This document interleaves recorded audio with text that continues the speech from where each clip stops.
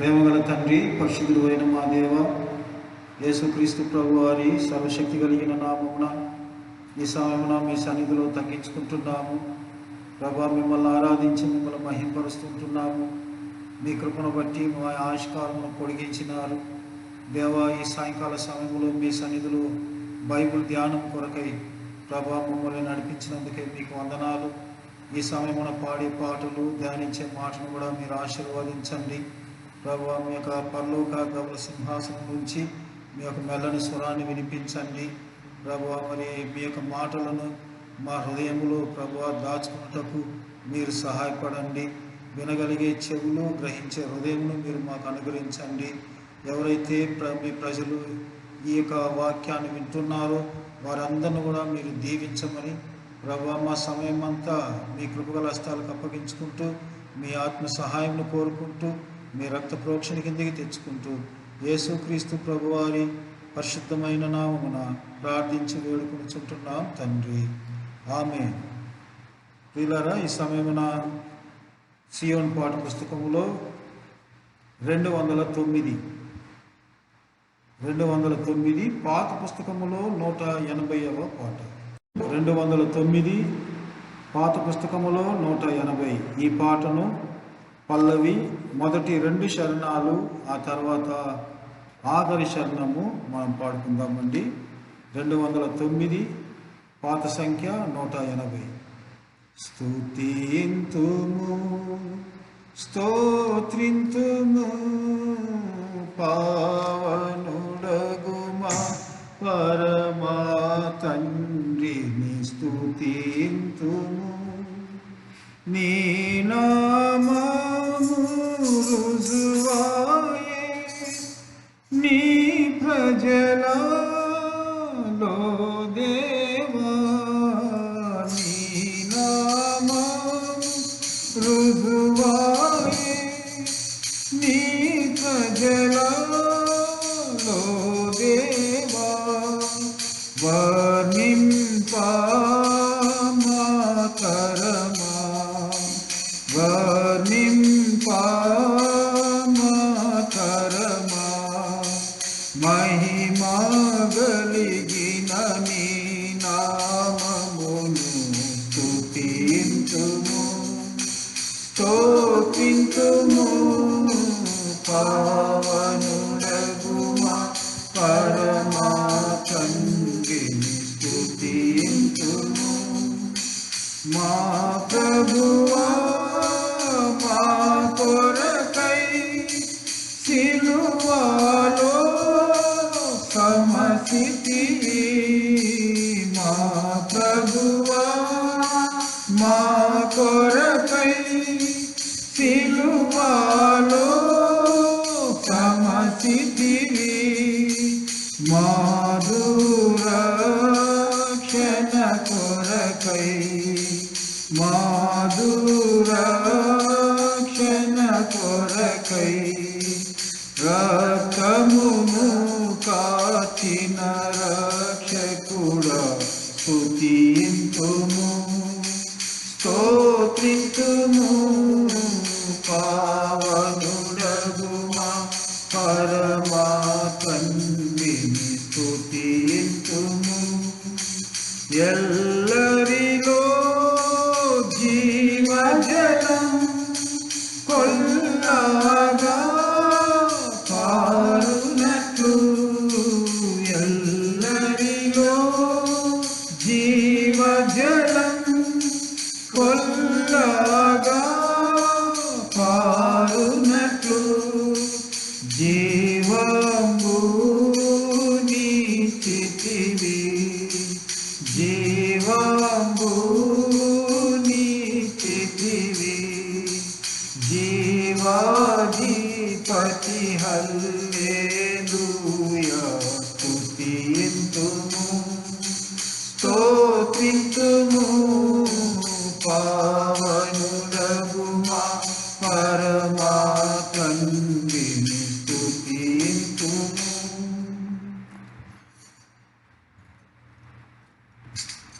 ఈ సమయమున బైబిల్ ధ్యానం కొరకై పరిశుద్ధ గ్రంథములో ఆదికాండము 47వ అధ్యాయం. ఆదికాండము 47వ అధ్యాయము. మనం కొన్ని వారాలుగా 1 నుంచి 12 వచనాలు ధ్యానించుకుంటూ వస్తుంటున్నాము. ఈ సమయమున 47వ అధ్యాయము 13వ వచనం నుండి ఆఖరి వరకు మనము ధ్యానించుకుందామండి. 47వ అధ్యాయము 13వ వచనము 14వ వచనము చదువుదాము. కరువు మిక్కిలి భారమైనందున ఆ దేశమందంతటా ఆహారం లేకపోయేను. కరువు వలన ఐగుప్తు దేశమును కనాను దేశమును క్షీణించింది. వచ్చిన వారికి ధాన్యం అమ్ముట వలన ఐగుప్తు దేశములోను కనాను దేశంలోను దొరికిన ద్రవ్యమంతా యోసేపు సమకూర్చింది. ఆ ద్రవ్యమంతటిని యోసేపు ఫరో నగరంలోనికి తెప్పించింది. కాబట్టి ఇక్కడ చూస్తూ ఉంటున్నాము, ఈ 13 నుంచి 26వ వచనం వరకు ఉన్న సారాంశమును నేను మొట్టమొదటిగా మీకు చెప్తాను. అంటే అన్ని వచనాలు చదవలేము కనుక మొట్టమొదటిగా ఇక్కడ కరువు ఉన్నందున వలన జరిగింది ఏంటంటే, ఐగుప్తులో మరి అక్కడున్న ప్రజలకు ధాన్యము అమ్ముతూ వచ్చినాడు. యోసేపు ఆ ధాన్యము అమ్మే సందర్భంలో అక్కడున్న ద్రవ్యం అంతా కూడా అయిపోయింది అని చూస్తూ ఉంటున్నాము. ఇక్కడ 13-14లో చదివినప్పుడు ద్రవ్యము అయిపోయినట్లుగా మనము ఇక్కడ చూడగలుగుతుంటున్నాము. ఎక్కడ 15వ వచనంలో ఆ మాట ఉంటున్నది. ఐగుప్తు దేశమందును కనాను దేశమందును ద్రవ్యము వ్యయమైన తరువాత ఐగుప్తీయులందరూ యోసేపునకు వచ్చి మాకు ఆహారం ఇప్పించును, నీ సముఖమందు మేమేలా చావవలెను, ద్రవ్యము వ్యయమైనది కదా అనేది. కాబట్టి ఇక్కడ చూస్తూ ఉంటున్నాము, ద్రవ్యము వారి దగ్గర ఉన్న ధనమంతా కూడా అయిపోయింది. ధాన్యము తీసుకోవడానికి ధనము లేదు. రెండవదిగా అక్కడ ఏం జరుగుతుందంటే పిల్లారా, ఇక్కడ 16వ వచనం నుంచి చదువుకుంటే యోసేపు వారి దగ్గర అంటున్నాడు, మీ ధనము లేకపోతే మీ పశువులు ఆ తర్వాత మీ యొక్క గొర్రెలను అమ్మండి, దానికి బదులుగా నేను మీకు ధాన్యం ఇస్తాను. సరే, అదే రీతిగా వారు చేసినారు. ఆఖరిగా పశువులు మరి గొర్రెలంతా కూడా అయిపోయింది, వారి దగ్గర ఉన్నవంతా కూడా. ఆ తర్వాత మళ్ళీ వస్తుంటున్నారు. 18వ వచనములో ఏమంటున్నారో చూడండి. ఆ సంవత్సరం గతించిన తరువాత 2వ సంవత్సరంన వారు అతని యొద్దకు వచ్చి, ఇది మా ఏలిన వారికి మరుగు చేయము, ద్రవ్యము వ్యయమైపోయేను, పశువుల మందలను ఏలిన వారి వశమాయను. ఇప్పుడు మా దేహములను మా పొలములను తప్ప మరి ఏమియూ ఏలిన వారి సముఖమున మిగిలి ఉండలేదు. కాబట్టి ఒకవైపున ద్రవ్యము అయిపోయింది, ఆ తర్వాత పశువులు లేకపోయినవి, ఆ తర్వాత గొర్రెలు కూడా అన్నీ అయిపోయినవి. ఆఖరికి వారికి ఉండేది ఏంటంటే పొలములు మాత్రమే. యోసేపు దగ్గర వచ్చి ఐగుప్తీయులు చెప్తూ ఉంటున్నారు, ఇంకా మా పొలములు మాత్రమే, మా దేహములు మా పొలములు మీ ముందు ఉంటున్నవి అన్నప్పుడు ఆ పొలములు అమ్మండి, పొలములకు ప్రతిగా నేను ధాన్యం ఇస్తాను అని చెప్పని యోసేపు పొలములు తీసుకొని దానికి ప్రతిగా ధాన్యం ఇచ్చి వారిని పోషించినట్లుగా చూస్తూ ఉంటున్నాము. ఆఖరికి జరిగేది ఏంటంటే ప్రియులారా, పొలములు కూడా ఆ పొలములకు ఇవ్వవలసిన ధాన్యము ఇచ్చి అయిపోయింది. ఇప్పుడు ఏమీ లేదు వారి దగ్గర. ఆఖరికి ఏం చేస్తున్నాడంటే పొలములకు తగిన విత్తనములు ఇస్తూ ఉంటున్నాడు యోసేపు. ఆ పొలములకు తగిన విత్తనములు ఇచ్చి 23 నుంచి చదువుకుంటే మనము ఆ 5వ భాగాన్ని ఏం చేయమంటున్నాడు చూడండి. 23-24లో యోసేపు, ఇదిగో నేడు మిమ్మును మీ భూములను ఫరోకు కొని ఉన్నాను, ఇదిగో మీకు విత్తనములు పొలములలో విత్తుడి, పంటలో 5వ భాగము మీరు ఫరోకు ఇయ్యవలను, 4 భాగములు పొలములలో విత్తుటకు మీకును మీ కుటుంబం వారికి ఆహారమును మీ పిల్లలకు ఆహారమును మీవే ఉండునని ప్రజలతో చెప్పగా. కాబట్టి ఆఖరికి విత్తనములు ఇచ్చి తమ పొలములలో పంట వేసి ఆ పైరులో వచ్చే భాగాన్ని ధాన్యమును 5వ భాగము ఫరోకి ఇవ్వాలను. ఇట్లు యోసేపు సమకూరుస్తూ ఉంటున్నాడు. ఇప్పుడు చూడండి, ఐగుప్తులో ఉన్న ధనమంతా ఫరోదైపోయింది. ఆ తర్వాత ఏం చేస్తూ ఉంటున్నాము, ఇక్కడ చూస్తూ ఉంటున్నాం 14వ వచనములో అక్కడ ఉండే ద్రవ్యం అంతా కూడా ఎక్కడ చేసినాడంట, ఫరో నగరలో తెప్పించను. ఫరో అయింది. ఆ తర్వాత పశువులు కూడా ఫరో అయిపోయినవి, గొర్రెలు ఫరో అయిపోయినవి. ఆ తర్వాత పొలములు భూములంతా కూడా ఫరోవి అయిపోయినవి, ఫరోకు చెందినవి. అంటే తన స్వాధీనం అయిపోయింది. ఇప్పుడు ప్రజల దగ్గర ఏమీ లేదు. ఆఖరికి ఏం చేస్తున్నాడు యోసేపు? విత్తనములు ఇచ్చి ఆ విత్తనముల ద్వారా మీరు 5వ భాగము ఫరోకి ఇవ్వండి, తక్కినది మీ కొరకు ఆహారం కొరకు ఉంచుకొనండి అని చెప్పేది చూస్తూ ఉంటున్నాము. ఇక్కడ 2 విషయాలు మనం చూడాలి ప్రియులారా. మొట్టమొదటిగా మనం చూస్తే యోసేపు అంటే అక్కడ అన్ని భూములు, పశువులు అన్నీ తీసుకున్నాడు ఆహారం కొరకు. కానీ ఒక్కటి మాత్రము 2 వచనాల్లో 22వ వచనంలో చూడండి ఏముందో ఇక్కడ. యాజకుల భూమి మాత్రమే అది కొనలేదు. యాజకులకు ఫరో బత్తెములు నియమించింది. ఫరో ఇచ్చిన బత్తెముల వలన వారికి భోజనం జరిగింది. 26లో కూడా అదే మాట ఉంటున్నది. అప్పుడు 5వ భాగం ఫరోదని నేటి వరకు యోసేపు ఐగుప్తు భూములను గురించి కట్టడం నియమించను. యాజకుల భూములు మాత్రమే వినాయింపబడింది, అవి ఫరోవి కావు. అందరూ ఫరో అయిపోయినవి, కానీ యాజకులు మాత్రము, దేవుని పరిచారకులు, వారికి మాత్రము ఫరో ఇచ్చినది ఆ భూములు వినాయింపబడేను అని చెప్పి చూస్తూ ఉంటున్నాము. ఆ భూములు అమ్మబడలేదు. 22వ వచనంలో అమ్మలేదు. 26వ వచనంలో ఆ భూములు వినాయింపబడిను, అవి ఫరోవి కాలేదు. అంటే యాజకులు దేవుని పని చేసేవారు గనుక వారి భాగమును ఏమాత్రము ముట్టలేదు. యోసేపు దేవుని యందు భయభక్తులు కలిగిన వాడు కాబట్టి యోసేపు దేవుని పరిచారకులు కూడా ఎట్లు వారి భాగమును వారికి ఇస్తూ వచ్చినాడో వారి పొలములు వారి భూములు కూడా ఏమి కూడా తీసుకోలేదు అని చూస్తూ ఉంటున్నాము. సరే, ఇది ఇక్కడ సారాంశము. అంటే ఐగుప్తు ధనముతో సహా పశువులు, గొర్రెలు, ఆ తర్వాత భూములు అన్నీ కూడా ఫరోవి అయిపోయినవి. ఇప్పుడు ఇవన్నీ ఎవరి ద్వారా ఈ రీతిగా జరిగింది అంటే యోసేపును బట్టి. ఆ తర్వాత ఇక్కడ కింది భాగంలో చూసుకుంటే ప్రియులారా, మనము 27వ వచనం నుంచి ఇశ్రాయేలు ప్రజలు ఐగుప్తు దేశంలో ఏ రీతిగా వర్ధిల్లినారో, ఏ రీతిగా విస్తరించినారో అది 27 నుంచి మనం చూస్తూ ఉంటున్నాము. ఆ తర్వాత ఇక్కడ ఏం జరుగుతుంది? 27వ వచనం చదవండి. ఇశ్రాయేలీయులు ఐగుప్తు దేశమందలి గోషేను ప్రదేశంలో నివసించింది. అందులో వారు ఆస్తి సంపాదించుకుని సంతానాభివృద్ధి పొంది మిగులు విస్తరించింది. కాబట్టి ఇక్కడ ఐగుప్తులో ఇశ్రాయేలు ప్రజలు విస్తరిస్తూ ఉంటున్నారు. ఆ తర్వాత చూస్తే కింది భాగంలో 31వ వచనం వరకు చదువుకుంటే యాకోబు యొక్క సంవత్సరములు, ఎన్ని సంవత్సరములు ఆయన ఐగుప్తులో జీవించినాడో 17 సంవత్సరాలని చూస్తూ ఉన్నాము. తర్వాత 147 సంవత్సరాలు బ్రతికినాడు. యోసేపుతో ప్రమాణం చేయించుకున్నాడు. ఏమని ప్రమాణం చేయించుకున్నాడంటే, నేను మరణించిన తర్వాత నా శరీరమును ఐగుప్తులో పాతి పెట్టవద్దు, అంటే నా పితరులు పాతి పెట్టబడిన స్థలంలో నేను పాతి పెట్టబడాలా, అక్కడికి నేను తీసుకెళ్తానని నాకు ప్రమాణం చెయ్యన్నప్పుడు యోసేపు ప్రమాణం చేసినాడు. ఆ రీతిగానే సంతోషించినాడు తన తండ్రి. కాబట్టి దేవుణ్ణి స్తుతించినాడు కూడా. ఆఖరి వచనములో ఈ మాటే ఉంటున్నది.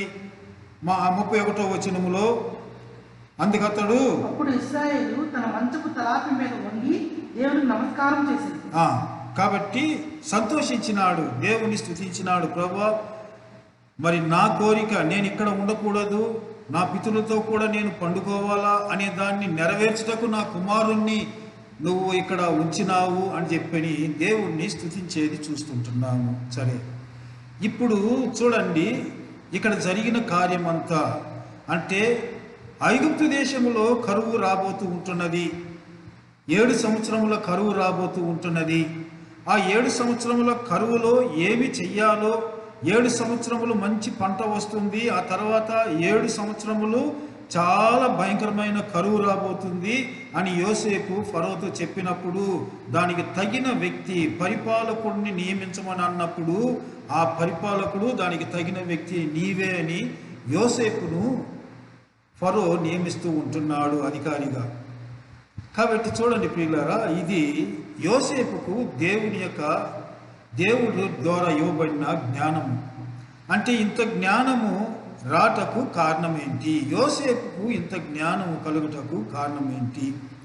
ఎంత జ్ఞానము అంటే చూడండి, ఐగుప్తులో ఉన్న ప్రజలను ఒకవైపున పోషిస్తూ ఉంటున్నాడు, రెండో వైపున మనం చూస్తే ఐగుప్తులో ఉన్న ద్రవ్యముతో సహా పశువులు మరి గొర్రెలు, ఆ తర్వాత పొలములు అన్నీ కూడా ఫరోకు చెందేలాగా చేసేసినాడు.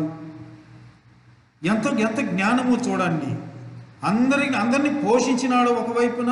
ఆ తర్వాత చూస్తే ఫరోకు కూడా ఏ తక్కువ కాకుండా ఆయనకు ఆశీర్వాదం ఇంకా ఎక్కువగా చేసినాడు. ఇక్కడ దీనికి జ్ఞానము, దేవుని జ్ఞానము. ఈ జ్ఞానము ఎట్లా వచ్చింది మనము చూస్తే ప్రియులారా, సామెతలు 1వ అధ్యాయములో 7వ వచనములో ఒక మాట ఉంటున్నది చూడండి.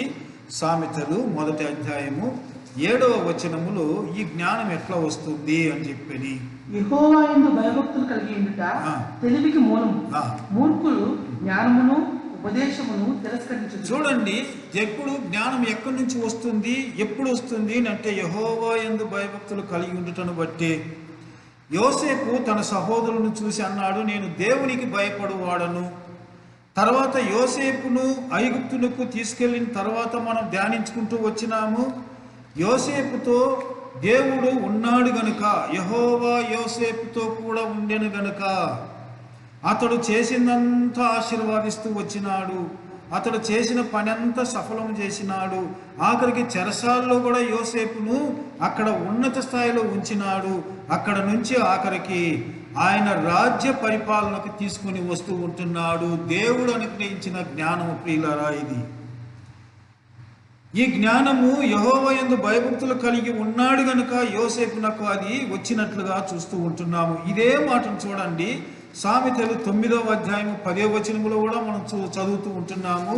యెహోవా యందు ఏమంట భయభక్తులు కలిగి ఉండుట, యెహోవా యందు భయభక్తులు కలిగి ఉండుటే జ్ఞానమునకు మూలము, పరిశుద్ధ దేవుని గూర్చిన తెలివియే వివేచనకు ఆధారం. అది పరిశుద్ధ దేవుని గూర్చిన తెలివి, జ్ఞానము. ఎప్పుడు దేవుని యొక్క జ్ఞానము ఉంటుందో అంటే ఆ జ్ఞానం ఎప్పుడు వస్తుంది, యెహోవా యందు భయభక్తులు కలిగి ఉండుటను బట్టి ఆ జ్ఞానం వస్తుంది. ఆ జ్ఞానం ఏం చేస్తుందంటే తెలివిని, వివేచనను ఇస్తుంది. కాబట్టి యోసేపు యొక్క జీవితములో అతను ఎంతగా దేవునికి భయపడినాడు, ఎంతగా తన పరిశుద్ధతను కాపాడుకున్నాడు, ఎంతగా దేవుని యందు భయభక్తులు కలిగి జీవించినాడు, దాన్ని బట్టి తనకు అంత ఆశీర్వాదము. అది మాత్రం కాదు, ఇంకొక రెండు వచనాలు కూడా చూపిస్తానండి. 15వ అధ్యాయం, సామెతలు 15వ అధ్యాయంలో 33వ వచనములో కూడా ఇక్కడ ఇంకొక మాట కూడా ఉంది చూడండి. జ్ఞానము యెహోవా యందు భయభక్తులు కలిగి ఉండుట జ్ఞానాభ్యాసము సాధనము, ఘనతకు ముందు వినయముండును. కాబట్టి యెహోవా యందు భయభక్తులు కలిగి ఉండుట దేనికి సాధనం అంట, జ్ఞానాభ్యాసమునకు సాధనము. ఘనతకు ముందుగా ఏముంటుంది, అక్కడ వినయం ఉంటుంది. కాబట్టి ఎప్పుడు యోసేపు దేవుని యందు భయభక్తులు కలిగి జీవించినాడు, అక్కడ దేవుని సన్నిధిలో దేవుడు అతన్ని ఆశీర్వాదిస్తూ వచ్చినాడు. ఫరో ఇంటిలో కూడా సరే, ఆ ఐగుప్తు దేశమంతా కూడా సరే, ఎంత జ్ఞానం ఇచ్చినాడంటే అక్కడ ఎవరికీ లేనంత జ్ఞానం. చూడండి, ఆ ఫరో దగ్గర ఎంతోమంది అధికారులు ఉంటున్నారు, ఎంతో జ్ఞానులు ఉంటున్నారు, ఎంతో తెలివిగలవారు ఉంటున్నారు. కానీ వారందరికీ లేని ఒక జ్ఞానము, ఎంతో వయసు కలిగిన వారు, అనుభవం కలిగిన వారు ఉంటున్నారు, వారందరికీ లేని జ్ఞానము ఒక యవనస్తుడికి ఫరో దగ్గర నిలిచినప్పుడు, ఈ స్థాయికి వచ్చినప్పుడు, ఎదిగే సందర్భంలో యోసేపు యొక్క వయసు 30. ఫరో దగ్గర అతడు నిలిచినప్పుడు అతడి వయసు ఎంతంటే 17 ఏళ్ల వాడు. కాబట్టి 13 సంవత్సరములు అయిన తర్వాత అంత గొప్ప స్థాయికి వస్తూ ఉంటున్నాడు. 30 సంవత్సరములో పరిపాలకుడుగా ఉంటున్నాడు. అంటే 30 సంవత్సరములలో తనకున్న జ్ఞానము ఎంత గొప్పదో చూడండి ప్రియులారా. యోబు భక్తుడు కూడా ఈ మాటను గురించి ఒక మాట అంటూ ఉన్నాడు. 28వ అధ్యాయము యోబు 28వ వచనములో, యోబు 28:28. మరియు యెహోవా యందు భయభక్తులే జ్ఞానమనియు, దుష్టత్వము విడుచుటయే వివేకమనియు. యెహోవా యందు భయభక్తులు కలిగి ఉండుటయే జ్ఞానమంట. చూడండి, ఆయన యందు అంటే దేవుని యందు భయభక్తులు కలిగి ఉండుటను బట్టి దేవుడు ఎంత జ్ఞానము ఇస్తాడు అంటే, ఆ జ్ఞానము లోక సంబంధమైనది కాదు. కాబట్టి దేవుని వాక్యములో కొరింథీయులకు రాసిన పత్రికలో మనం చూస్తే దేవుని యొక్క వెర్రితనము మనుషుని జ్ఞానమును మించినది అని చెప్పి చూస్తూ ఉంటున్నాము. అంటే ప్రభువులో ఎంత దీనులుగా ఉన్నవారికి, అంటే వెర్రివారికి మనం చూస్తూ ఉంటున్నాము. అక్కడ ఏర్పరచుకున్నాడు కొందరిని, వెర్రివారిని, బలహీనులను, పనికాక విసర్జింపబడిన వారిని, తృణీకరింపబడిన వారిని, ఎన్నికలో లేని వారిని ఏర్పరచుకున్నాడని. అటువంటి వారికి ఉన్న జ్ఞానము చూడండి ఎటువంటిదో. ఇక్కడ రాజులకు కూడా లేదు ఆ జ్ఞానము. ఐగుప్తులో రాజులకు కూడా లేదు ఆ జ్ఞానము. కానీ ఒక యవనస్తుడికి దేవుడు ఇచ్చినాడు. అది దైవ జ్ఞానము, లోక జ్ఞానము కాదు ప్రియులారా. ఆ జ్ఞానమును బట్టి యోసేపు అక్కడ ఎంతో గొప్ప కార్యము జరిగించినాడు, నెరవేర్చినాడు. ఐగుప్తులో ఉన్న ద్రవ్యమంతా ఫరోకు చెల్లేలాగా చేసినాడు. ఐగుప్తులో ఉన్న పశువులంతా ఫరో అయిపోయినవి. ఐగుప్తులో ఉన్న గొర్రెలంతా కూడా ఫరో అయిపోయినవి. ఐగుప్తులో ఉన్న భూములంతా కూడా ఫరోవి అయిపోయినవి. ఒకవైపున ఐగుప్తులను పోషిస్తూ ఉన్నాడు, ఒకవైపున ఫరో యొక్క మరి అంతస్తు ఎక్కువ అవుతూ ఉంటున్నది. ఎంత గొప్పవాడైపోయినాడు చూడండి. ఎంత ఆస్తో ఫరోకి అంత సమకూర్చబడింది. దీనికి కారణం ఏంటంటే ప్రియులారా, యెహోవా యందు భయభక్తులు కలిగి ఉంట. యోసేపు దేవునికి భయపడినవాడు. దేవునికి భయపడినవాడు కనుక దేవుడు తనతో కూడా ఉండి ఆ దైవ జ్ఞానమును బట్టి ఏ రీతిగా ఆ కార్యము నెరవేర్చాలో అది చేస్తూ వచ్చినాడు. కాబట్టి దేవుని పిల్లలకు ఒకవేళ లోకరీతిగా వెర్రివారుగా ఉండొచ్చండి. నాకు ఏమి జ్ఞానము లేదు, నాకు చదువు లేదు, నేను అంత గొప్పవాడిని కూడా కాదు అని ఒకవేళ మీరు అనుకుంటారేమో. కానీ ఎప్పుడైతే దేవుని యందు భయభక్తులు కలిగి ఉంటారో లోకస్తులకు మించిన జ్ఞానము దేవుడు అనుగ్రహిస్తాడండి. ఎంత గొప్ప జ్ఞానం అనుగ్రహిస్తాడు అంటే లోకములో ఎవరికి లేని జ్ఞానము అనుగ్రహిస్తాడు. అదే రీతిగా క్రొత్త నిబంధనలో కూడా మనం చూస్తూ ఉంటున్నాము. ఒక యవనస్తుడికి మంచి ప్రవీణులు, శాస్త్రులు ఆ యవనస్తులు మాట్లాడిన మాటలకు ఎదిరించలేకపోయినారు అని అపోస్తల కార్యము 6వ అధ్యాయంలో ఒక మాటను చూస్తూ ఉంటున్నాము. ఒక యవనస్తుని గురించి మీకు తెలిసే ఉంటుంది ఈ యవనస్తుడు ఎవరు అని చెప్పని. చూడండి అపోస్తల కార్యములు 6వ అధ్యాయములో 10వ వచనములో ఆ మాటలు, అంటే 9, 10 2 వచనాలు చదివితే మనకు అర్థమవుతుంది ఎంతమంది ఉంటున్నారో, అతడు మాట్లాడే మాటలకు ఎందరు ఆశ్చర్యపోతుంటున్నారో, మరి వారు ఎదిరింపలేకపోయి అని చూస్తూ ఉంటున్నాము. అపోస్తల కార్యములు 6వ అధ్యాయము 9, 10 వచనాలు. అప్పుడు లిబర్టీ నిలబడిన సమాజంలోను, కురేనీల సమాజంలోను, అలెగ్జాండ్రియల సమాజంలోను, కిలికియా నుండి ఆసియా నుండి వచ్చిన వారిలోను కొందరు వచ్చి స్తెఫనుతో తర్కించింది. కానీ మాట్లాడటం యందు అతడు అగపరిచిన జ్ఞానమును, అతన్ని ప్రేరేపించిన ఆత్మను వారు ఎదిరింపలేకపోయింది. చూడండి, సుమారు 5 దేశస్థులు, మంచి జ్ఞానులు, ప్రవీణులు, శాస్త్రులు ఇక్కడ ఉంటున్నారు. కానీ ఒక యవనస్తుడు వారి మధ్యలో నిలవబడి ఉంటున్నాడు. ఆ యవనస్తుడు మాట్లాడుటయందు అతడు అగపరిచిన జ్ఞానమును, అతనిని ప్రేరేపించిన ఆత్మను వారు ఎదిరింపలేకపోయిరి. లోక జ్ఞానము, దేవుని జ్ఞానము ముందు ఏ విషయంలో కూడా ఎన్నికైంది కాదు ప్రియులారా. దేవుని పిల్లలు ప్రభు రక్తము చేత కొనబడిన వారు. ఆయన తన స్వరక్తమిచ్చి సంపాదించుకున్నాడు. నీ కొరకు తను తానే కల్వారి శిలువలో బలిగా అర్పించినాడు. నిన్ను విమోచించుకున్నాడు తన రక్తముతో. తన బిడ్డగా చేసుకున్నాడు, తన సొత్తుగా చేసుకున్నాడు, తన జనముగా చేసుకున్నాడు. చేసుకుని అటువంటి వారిని, అంటే ఎటువంటి వారిని ఏర్పరచుకున్నాడో మనం చూసినాము. ఏర్పరచుకున్న వారికి ఆయన ఇచ్చే జ్ఞానం ఎంత గొప్పదంటే, ఎంత గొప్పవారైనను మాట్లాడుటకు, ఎదిరించి ఆ మాటలను ఎదిరించుటకు వీలు కాని జ్ఞానమును అక్కడ ఇచ్చేది మనం చూస్తూ ఉంటున్నాము. కాబట్టి దేవుని ప్రజలుగా, దేవుని పిల్లలుగా భయపడవలసిన అవసరము లేదు. ఏమి మాట్లాడాలనో అది దేవుడిస్తాడు. ప్రభువైన యేసుక్రీస్తు వారు కూడా ఈ లోకములో ఉన్నప్పుడు తన శిష్యులతో ఇక్కడ చెప్పిన మాట, ఒక మాట చూడండి.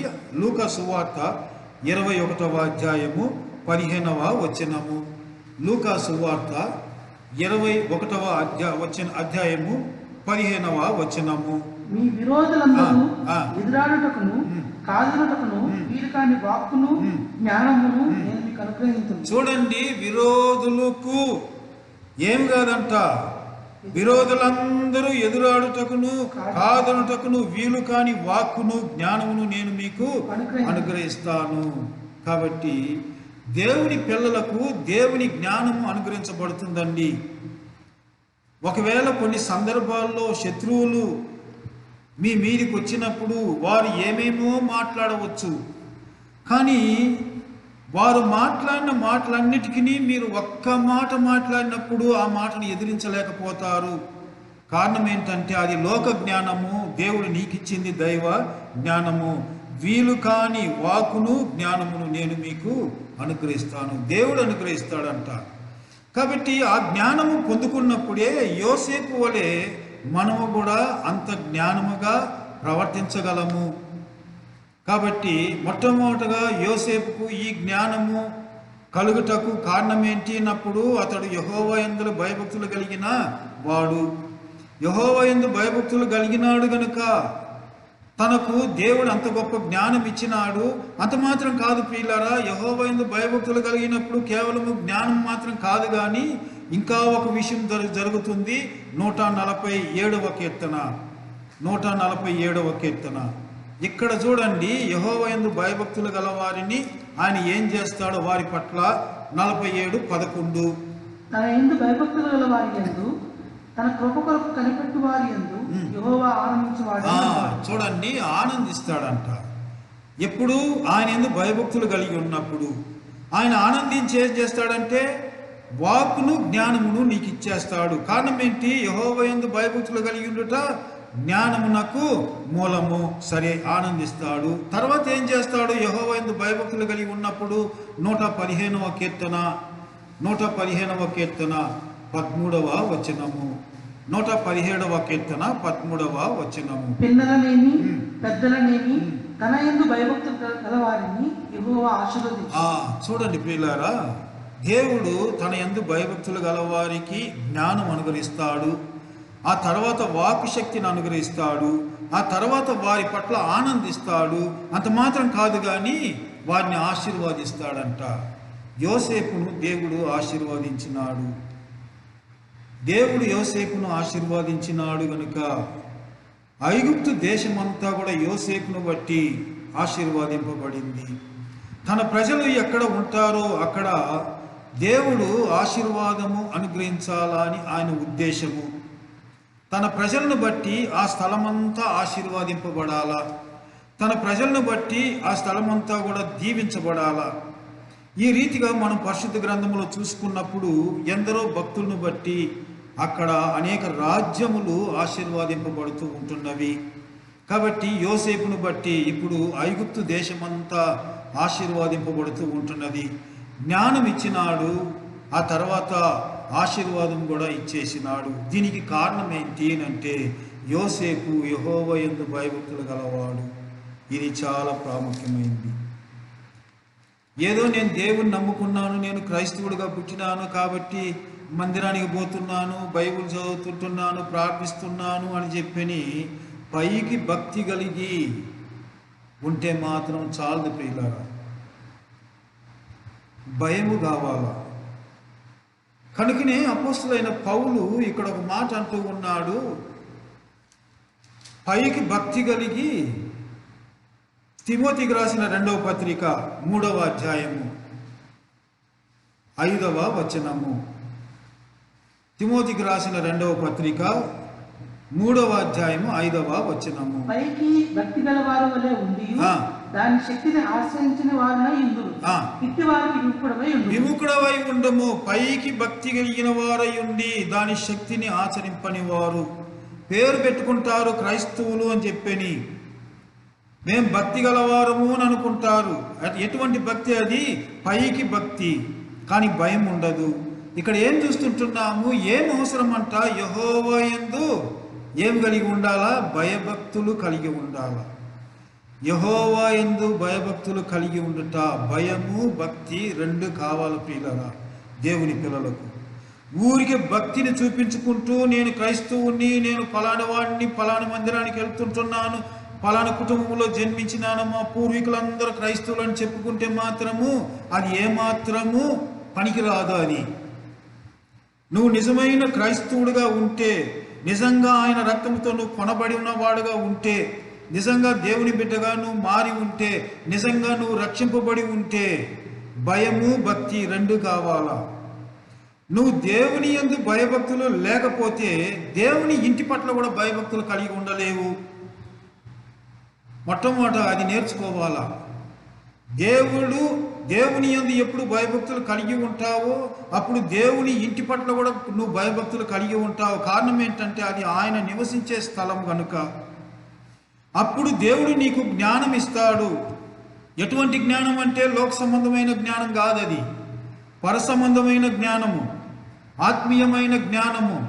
లోకస్తులు ఎవ్వరూ కూడా ఆ జ్ఞానం ముందు నిలవలేరు. అటువంటి జ్ఞానం ఇస్తాడు. స్టెఫనుకి ఇచ్చిన జ్ఞానమును, యోసేపుకి ఇచ్చిన జ్ఞానమును దేవుడు మీకు అనుగ్రహిస్తాడు. అంత మాత్రం కాకుండా యెహోవా యందు భయభక్తులు గలవారిని ఆయన ఆశీర్వదించే దేవుడు.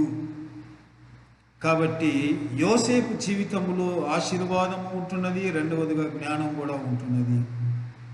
ఆ జ్ఞానమును బట్టి ఇంత గొప్ప కార్యము యోసేపు చేయగలిగినాడు. ఐగుప్తు దేశమంతా కూడా, ఐగుప్తులో లేని జ్ఞానులు లేని కాదు కానీ అక్కడ ఉన్న జ్ఞానులకు మించిన జ్ఞానము, దేవుని జ్ఞానము యోసేపుకి ఇచ్చినాడు కనుక ఈ రీతిగా చేయటకు యోసేపు ఫరోకు తెలియపరిచినాడు. అది చెయ్యవలసింది నువ్వేని ఆ పనిని యోసేపుకు ఫరో అప్పగించినాడు. కాబట్టి ఆయన చేస్తూ ఉంటున్నాడు. ఆ రీతిగా ఎప్పుడైతే నీ జీవితంలో కూడా నిజంగా నువ్వు దేవునికి భయపడి భయభక్తులు కలిగి ఉన్నప్పుడు నువ్వు ఉన్న స్థలంలో దేవుడు నిన్ను ఆశీర్వదిస్తాడు. ఒకవేళ అది ఉద్యోగ స్థలమే కావచ్చు, లేదా నువ్వు చదువుతున్న కాలేజీ కావచ్చు, ఎక్కడైనా సరే నువ్వు ఉన్న స్థలములో నిన్ను బట్టి దేవుడు అక్కడ ఆశీర్వాదము అనుగ్రహిస్తాడు. లేదా నీ జ్ఞానమును బట్టి దేవుడు అక్కడ ఆశీర్వాదం ఇస్తాడు, గొప్ప కార్యం చేస్తాడు. ప్రియులారా, ఇప్పుడు ప్రస్తుతం మనం చూస్తుంటున్న విషయాల్లో మనకు తెలుసు, లాక్డౌను అయిపోయింది. ఇప్పుడు దేన్ని బట్టి లాక్డౌను? కరోనాను బట్టి. సరే, దీనికి మందు కనిపెట్టినారా? ఇప్పుడు ఈ మందు కనిపెట్టిన వారి పేర్లు అంటే గ్రేట్ బ్రిటన్లో ఒకరు కనిపెట్టినారు అని చెప్పని ఇద్దరు, ఒక సహోదరుడు ఒక సహోదరి, వారి ఇద్దరు ఎవరంటే వారు క్రైస్తవులు. లోకంలో వేరే క్రైస్తవులు లేరా ప్రియులారా? అంటే ఎంతోమంది మంచి జ్ఞానులు, ప్రవీణులు, సైంటిస్టులు అందరూ కూడా ప్రయత్నిస్తూనే ఉన్నారు. కానీ మొట్టమొదటిగా దాన్ని కనిపెట్టింది ఎవరంటే క్రైస్తవులంట, దేవుని పిల్లలు. చూడండి జ్ఞానం ఎట్లా ఉంటుందో. దేవుని జ్ఞానం చూడండి, అన్ని జ్ఞానములకు మించిన జ్ఞానం అండి అది. కారణం ఏంటంటే మన ప్రభు, మన దేవుడు, ఆయన ఎటువంటి వాడు అని అన్నప్పుడు 1 సమూయేలు 2వ అధ్యాయంలో ఈ మాటను చూస్తూ ఉంటున్నాము. ఒక స్త్రీ ఆ మాటను చెప్తూ ఉంటున్నది. ఆయన ఎంత జ్ఞానం కలిగిన వాడో అని చెప్పని ఇక్కడ చెప్పబడుతూ ఉంటున్నది. 1 సమూయేలు 2వ అధ్యాయము 3వ వచనము ఆ మాట ఉంటున్నది. చూడండి, అనంత జ్ఞాని యెహోవా ఎటువంటి వాడంట? అనంత జ్ఞానియగు దేవుడు. ఆయన ఒక్కడే దేవుడు, ఆయనను మించిన దేవుడు లేడు. యెహోవా అనంత జ్ఞానియగు దేవుడు, ఆయనే క్రియలను పరీక్షించువాడు. అనంత జ్ఞానియగు ఆ దేవుడు. సరే, సామెతలు 2:6లో కూడా చూస్తూ ఉంటున్నాము. సామెతలు 2వ అధ్యాయము 6వ వచనములో ఆయన అనంత జ్ఞాని. సరే, ఇక్కడ ఏం చేస్తున్నాడు అనంత జ్ఞాని అయిన దేవుడు? 6వ వచనములో యెహోవాయే జ్ఞానమిచ్చువాడు, తెలివియు వివేచనయు ఆయన నోటి నుండి వస్తుందంట. యెహోవాయే జ్ఞానమిచ్చువాడు. కారణం ఏంటంటే ఆయన అనంత జ్ఞాని అయిన దేవుడు కాబట్టి ఆయనే జ్ఞానం ఇస్తాడు. ఇంకొక మాట కూడా చూడండి, ఇదే సామెతల్లోనే మనం చూస్తూ ఉంటున్నాము. 8వ అధ్యాయము 14వ వచనములో ఇక్కడ ఇంకొక మాట ఉంది చూడండి, చక్కని మాట. సామెతలు ఆలోచన చెప్పుటయు లెస్సైన జ్ఞానం ఇచ్చుటయు నా వశము, జ్ఞానాధారము నేనే, పరాక్రమము కూడా నావే. జ్ఞానాధారము నేనే, జ్ఞానమునకు ఆధారం ఆయన. అనంత జ్ఞాని యెహోవాయే జ్ఞానం ఇచ్చేవాడు. ఎప్పుడంటే ప్రియులారా, యెహోవా యందు భయభక్తులు కలిగి ఉన్నప్పుడు మాత్రమే ఆ జ్ఞానమును పొందుకున్నాడు. యోసేపు అంత గొప్ప కార్యము చేయగలిగినాడు. కేవలం యోసేపు మాత్రం కాదు, కానీ దేవుడు ఈ దినాన నిన్ను బట్టి కూడా అటువంటి గొప్ప కార్యములు చేస్తాడు, చేయాలని ఆశిస్తూ ఉంటున్నాడు. ఎప్పుడంటే ఆయన యందు భయభక్తులు కలిగి ఉంటే మాత్రమే. ఆ జ్ఞానం ఎప్పుడు వస్తుంది? యెహోవా యందు భయభక్తులు కలిగి ఉండుట జ్ఞానమునకు మూలము, జ్ఞానమునకు ఆధారము. కాబట్టి యెహోవాయే జ్ఞానం ఇచ్చువాడు, జ్ఞానాధారము ఆయనే. ఆ జ్ఞానము నీకిచ్చి అనేకుల మధ్యలో నిన్ను కూడా గొప్పగా చేయాలనేదే దేవుని ఉద్దేశం. కాబట్టి ప్రియులారా, ఈ సమయమున మనము యోసేపు యొక్క చరిత్రను బట్టి మనం అనేక సత్యాలు మనం చూస్తూ వస్తుంటున్నాము. ఆత్మదేవుడు అనేక రీతులుగా మనకు బోధిస్తూ ఉంటున్నాడు. ఈ సమయమును కూడా యోసేపు అంత ఉన్నతమైన స్థితిలో ఉండి అంత జ్ఞానం పొందుకొని ఆ రీతిగా మరి ఆ ఐగుప్తును అంతా కూడా పోషిస్తూ ఉంటున్నాడు. ఒకవైపున ఆశీర్వాదము ఫరో ఇంటికి తెస్తూ ఉంటున్నాడు. దీనికి కారణం ఏంటంటే దేవుడిచ్చిన జ్ఞానము, దేవుని జ్ఞానం. కారణం ఏంటి? ఆయన యెహోవా యందు భయభక్తులు కలిగినాడు. ఆ తర్వాత మనం కింద చూస్తే 27వ వచనములో, ఆదికాండము 47వ అధ్యాయం 27వ వచనములో, ఇశ్రాయేలీలు ఐగుప్తు దేశమందలి గోషేను ప్రదేశములో నివసించిరి. అందులో వారు ఆస్తి సంపాదించుకొని సంతానాభివృద్ధి పొంది మిగులు విస్తరించినారు. దేవుని ప్రజలు ఎక్కడ ఉన్నను అక్కడ దేవుని యొక్క ఆశీర్వాదం ఉంటుంది ప్రియులారా. దేవుని జ్ఞానం మాత్రం కాదు, కానీ ఆశీర్వాదం కూడా ఉంటుంది. చూడండి, ఇశ్రాయేలు ప్రజలు అక్కడ ఐగుప్తులో ఉంటున్నారు. వారు ఎంతకాలం ఉండుటకు వెళ్ళినారు? అక్కడ కొంతకాలం ఉండుటకు వచ్చితిమి. 4వ వచనములో, 47వ అధ్యాయము 4వ వచనములో, కనాను దేశమందు కరువు భారముగా ఉన్నందున నీ దాసులకు కలిగి ఉన్న మందలకు మేత లేదు కనుక ఈ దేశములో కొంతకాలం ఉండుటకు వచ్చితిమి. ఈ దేశములో కొంతకాలం ఉండుటకు వచ్చితిమి. ఆ తర్వాత చూస్తున్నాము, కొంతకాలం ఉండుటకు వచ్చిన వారు ఏమైపోయినారంట? ఎట్లు సంతానాభివృద్ధి పొంది మిగులు విస్తరిస్తూ ఉంటున్నారు. చూడండి, ఆ కొద్ది దినాల్లో అయినప్పటికీ, వేరే దేశంలో ఉన్నప్పటికీ దేవుని ప్రజలు గనుక ఆ దేవుని ప్రజలు విస్తరిస్తూ ఆశీర్వాదింపబడుతూ ఉంటున్నారు. కనుక దేవుని యందు భయభక్తులు కలిగి ఉన్నప్పుడు జ్ఞానముతో పాటి ఆశీర్వాదం కూడా దేవుడు ఇస్తూ ఉంటాడు. ఆశీర్వాదముతో కూడా విస్తరింపజేస్తాడంట. దేవుడు విస్తరింపజేస్తాడు. హెజెకియేలు 36వ అధ్యాయము, హెజెకియేలు 36వ అధ్యాయము 11వ వచనము.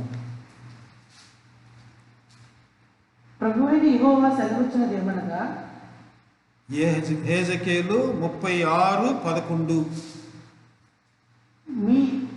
మీ మీద మనుషులను పశువులను విస్తరింపచేసేదను, అవి విస్తరించి అభివృద్ధి నొందును. పూర్వం ఉన్నట్టు మిమ్మల్ని నివాస స్థలముగా చేసి మునుపటి కంటే అధికమైన మేలు మీకు కలుగచేసేదను. అప్పుడు నేను యెహోవానై ఉన్నానని మీరు తెలుసుకుంది. చూడండి, విస్తరింపజేస్తాడంట. విస్తరించి అభివృద్ధి నొందుతుంది. మునుపటి కంటే అధికమైన మేలు. ఇది ఎవరికంటే ప్రియులారా? దేవుని ప్రజలకు మాత్రమే. కాబట్టి ఈ దినాన ఈ యొక్క కరోనా ఉంటున్న దినాల్లో మరి ఒకవేళ కరువు కూడా రావచ్చు. అయినప్పటికీ తన ప్రజలను ఆయన ఏమాత్రము విడనాడడు. చూడండి, కరువు దినాల్లో ఐగుప్తులో తీసుకెళ్లి దేవుడు పోషిస్తూ ఉంటున్నాడు తన ప్రజల్ని. 7 సంవత్సరముల కరువు, అంత గొప్ప కరువులో కూడా దేవుడు తన ప్రజలను పోషిస్తూ ఉంటున్నాడు, విస్తరిస్తూ ఉంటున్నారు, అభివృద్ధి పొందుతూ ఉంటున్నారు. కాబట్టి తన ప్రజలను బట్టి ఆయన ఆశీర్వాదం ఇస్తాడు. తన ప్రజలకు జ్ఞానం ఇచ్చి ఆ జ్ఞానమును బట్టి అక్కడుండే వారందరినీ పోషించేలాగా చేస్తాడు. ఏది ఏ రీతిగా చెయ్యాలో అది నేర్పిస్తాడు. అంత గొప్ప జ్ఞానము ద్వారా యోసేపు కూడా ఆ రీతిగా ఐగుప్తు దేశములో ఎంతో గొప్ప కార్యము, ఆశ్చర్యమైన కార్యము, అక్కడుండే జ్ఞానులందరికీ మించిన కార్యము యోసేపు చేసినాడు. అట్లు ఐగుప్తు అంతా కూడా ఆశీర్వాదింపబడింది. ఆ తర్వాత ఇశ్రాయేల్ ప్రజలు కూడా ఆశీర్వాదింపబడుతూ ఉంటున్నారు. ఆఖరికి యాకోబు కూడా సంతోషించినాడు. అక్కడ 147 ఏండ్లు బ్రతికి ఆ తర్వాత అక్కడ తన కుమారుణ్ణి చూసి సంతోషించి ఆఖరికి తన చిత్తాన్ని కూడా, తన కోరికను కూడా తెలిపేది మనము చూస్తూ ఉంటున్నాము. కాబట్టి ప్రియులారా, ఆ రీతిగా దేవుని ప్రజలు, ముఖ్యంగా యవన పిల్లలు యెహోవా యందు భయభక్తులు కలిగి ఆ జ్ఞానమును పొందుకొని మీరున్న ప్రతి చోట, మీ కుటుంబములో, మీరు చదివే స్థలములో, మీరు ఉద్యోగం చేసే స్థలములో, అన్ని స్థలాల్లో కూడా దేవుడు ఆశీర్వాదించి దీవించునుగాక. దీనికి ఒకే ఒక కారణము యెహోవా యందు భయభక్తులు కలిగి ఉండుట. ప్రభు ఆ రీతిగా సహాయపడునుగాక. ప్రార్థించుకుందాము. ప్రేమగల తండ్రి, పరిశుద్ధుడు అయిన మా దేవ, మీ మహాప్రేమను బట్టి, మీ కృపను బట్టి మిమ్మల్ని స్తుతిస్తుంటున్నాము. నమ్మదగిన మా దేవుడవు, మాట్లాడే దేవుడవు ప్రభు. ఈ దినాన కూడా యోసేపు యొక్క జీవితం ద్వారా మాతో మాట్లాడుతూ వచ్చినందుకే మీకు వందనాలు చెల్లిస్తూ ఉంటున్నాను. దేవా, యోసేపు యొక్క జ్ఞానము ఎంత గొప్పదిగా ఉంటున్నదో, ఒక్క కరువు ఎంత భారంగా ఉన్నప్పటికీ తండ్రి ఆ యొక్క ఐగుప్తు దేశం అంతటి ఉన్న ప్రజలను పోషిస్తూ ఉంటున్నాడు. దేవా, మరి వారి ద్రవ్యము, ఆ తర్వాత పశువులు, గొర్రెలు, పొలములు, అవన్నీ కూడా ప్రభు వాటిని బట్టి వారిని పోషించినాడు. అవన్నీ కూడా ఫరోవాయను అని చూస్తూ ఉంటున్నాము. ఎంత జ్ఞానము తండ్రి! మరి ఒక యవనస్తుడికి అంత జ్ఞానం అంటే అది మీ ద్వారా కలిగిందే. అనంత జ్ఞాని అయిన దేవుడు మీరు ప్రభు. యెహోవాయే జ్ఞానం ఇచ్చువాడు అని సామెతల్లో చూస్తుంటున్నాము. జ్ఞానాధారము నేనే అని వాగ్దానం చేసిన దేవుడు. కాబట్టి తండ్రి, ఆ జ్ఞానము మీ ద్వారా యోసేపు కలిగింది. కారణం ఏంటంటే యోసేపు యెహోవా యందు భయభక్తులు కలిగిన వాడు. కాబట్టి అంత ఆశీర్వాదము. దేవుని ప్రజలు ఎక్కడున్నానో వారు ఆశీర్వాదించి వారిని విస్తరింపజేసే దేవుడు అని రుజువు చేసుకున్నారు. మీకు వందనాలు తండ్రి. ఆ రీతిగా ఈ కఠినమైన దినాల్లో ప్రభు మీ ప్రజలందరినీ కూడా మీరు కాపాడుతూ, భద్రపరుస్తూ, పోషిస్తూ ఉంటున్నారు. మీకు వందనాలు తండ్రి. దేవుని ప్రజలు మీ మాటలు విని ఉంటున్నారు. ఆ మాటలను వారు ప్రభు అంగీకరించి ఆ ప్రకారం మీ యందు భయభక్తులు కలిగి జీవించి పరలోక జ్ఞానాన్ని పొందుకొని అనేకులకు ఆశీర్వాదకరంగా ఉండులాగున సహాయపడమని యేసుక్రీస్తు ప్రభు వారి పరిశుద్ధమైన నామమున ప్రార్థించి వేడుకొనుచుంటున్నాం తండ్రి. ఆమేన్.